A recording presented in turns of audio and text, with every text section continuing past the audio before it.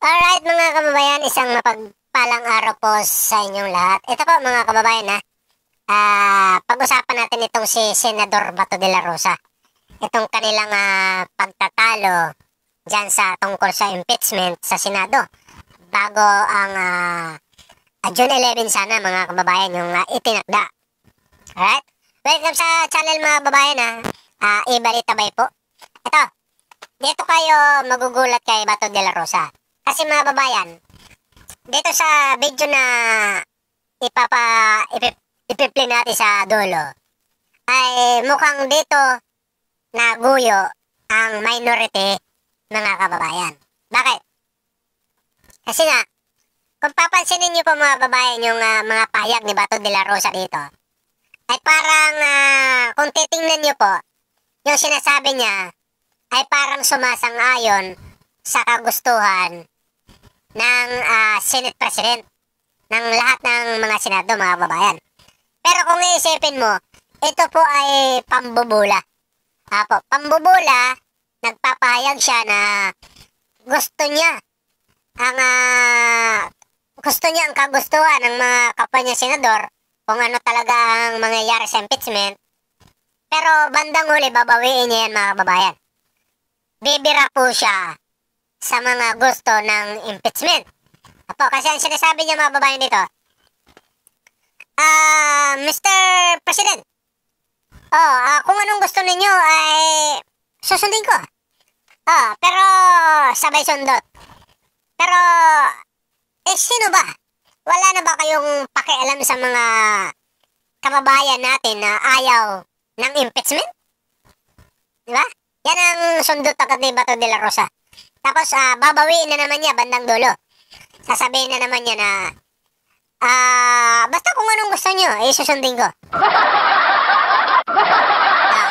Kaya mga kababayan, mukhang dito na loko, or dito na nadala, na hindi nila namamalayan, na ang minority, na katulad nila Coco Pimentel, nila Rez Antiveros, ay mukhang napapaniwala na sila ni Bato de la Rosa. Diba? Dahil sa mga pahayag nito. Ang hindi nila alam, bulero lang itong si Bato. Bulero lang talaga. Kunyari, susunod, pero mag-o-object naman mga kababayan. Kaya naloko sila mga kababayan. Kasi kung ako tatanungin, hindi naman kailangan ipagmalaki ni Bato de la Rosa yung mga boto na sa Visayas, sa Mindanao, na majority raw mga kababayan yung nangyaring eleksyon dahil binoto raw ang mga PDP. Hindi naman lahat diba? Hindi naman lahat ng PDP nanalo. Sino lang ba mga kababayan yung nanalo dyan? Si Marcolita lang, Bongo, Bato, Aimee, at saka Camel. Sa Camel, hindi naman pwede na sabihin na DDS siya. Lahat lang ay bumoto DDS. Binoto rin siya ng mga loyalista kasi inendorso po sila ng congressman at saka inendorso siya ni PBBM. Si Amy Marcos. Kahit anong sabihin nyo dyan, binoto pa rin siya ng loyalista. Kaya nga nag-number 1 siya sa Ilocos. Di po ba? Itong si wag nyo ipagmalaki na dahil kay BP Sara, dahil sa mga DDS, kaya nanalo si Amy Marcos. Hindi nyo pwede gamitin yan. Diba? Kaya, Senador Bato, hindi mo pwede sabihin na majority ay DDS na ayaw ng impeachment. Mali po, dahil ayaw dito sa sorbe, 7% lang ang ayaw ng impeachment. 68% naman yung gusto ng impeachment matuloy, mga kababayan. Kaya dinidinggoy lang kayo ni Bato de la Rosa, mga senador. Tignan mo kung ano nangyari. Diba? Dahil sa naisang kayo, bigla pinayagan nyo siya mag-privilege speech dyan sa Senado. Kaya nabanggit niya yung ang totoong pakay niya, yung i-dismiss talaga yung impeachment na yan. Diba?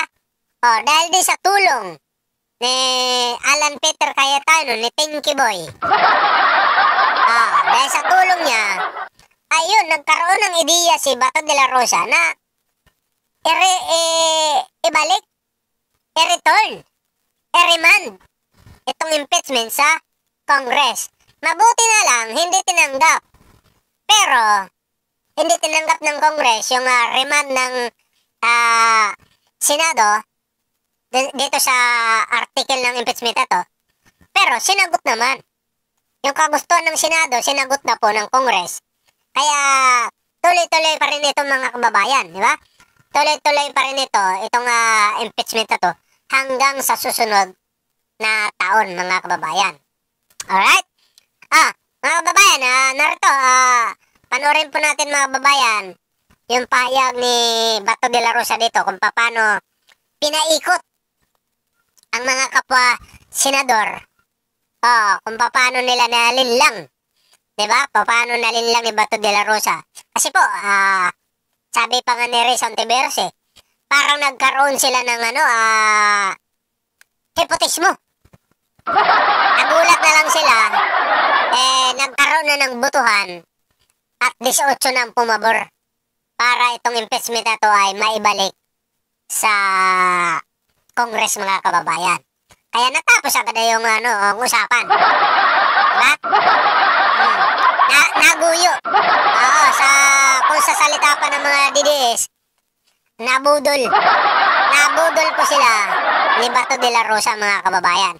Alright, pagyan natin mga kababayan. Pero kung bago lang kayo sa channel natin, don't forget subscribes and click notification bell para palagi kayong updated sa ating mga video. Siyempre mga kababayan, pakilike na rin po ng video natin at pakishare sa ating mga social media account dahil yan naman po ay libre, mga kababayan. Libre lang po yan. Salamat. Narito ang video, mga kababayan. Thank you, Mr. President. Mr. President, according to Senator Cayetano, ito'y labanan ng mga abogado. Hindi po ako abogado, Mr. President, but I just would like to manifest my observation na, to be fair to the Senate President, pag sinabi natin na you have an intention to delay the impeachment proceedings, I would like to state for the record, Mr. President, na 1 month ago pa, pinagawan muna kami ng robe, Mr. President. Kasi excited na tayo na sumuot ng robe para to form the impeachment court. To be fair with you, Mr. President, you've been preparing for that. And yung schedule natin na naka-schedule sa Wednesday, which is 11, if we give the ruling today, whether ano ba talagang gusto natin, today or Wednesday, I support you, Mr. President, kung anong gusto natin schedule. Sana mapag-usapan natin ngayon. Hindi ako abogado, pero ako ay isang Pilipino na gusto sana na hindi na tayo magkakagulo sa Pilipinas. Hindi tayo magkawatak-watak. At yung mga nagyayabang dyan, na sabi nila, gusto daw ng taong bayan, na ito ay talagang magkakaroon na kagad ng impeachment, taong bayan, ginagamit. I don't know kung sino taong bayan yung sasabi nila.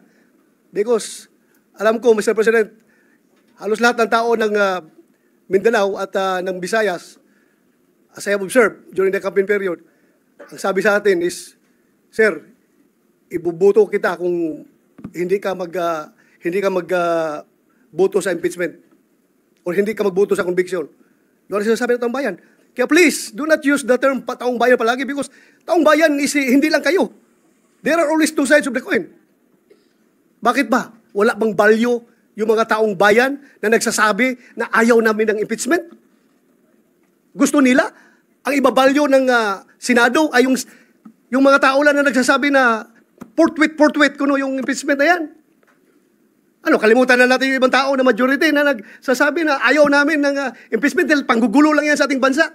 Lalo tayo nagiging divided. Lalo nasisira ang ating ekonomiya. Mga investors umaalis na dahil ang gulo ng Pilipinas. So yun lang po, Mr. President.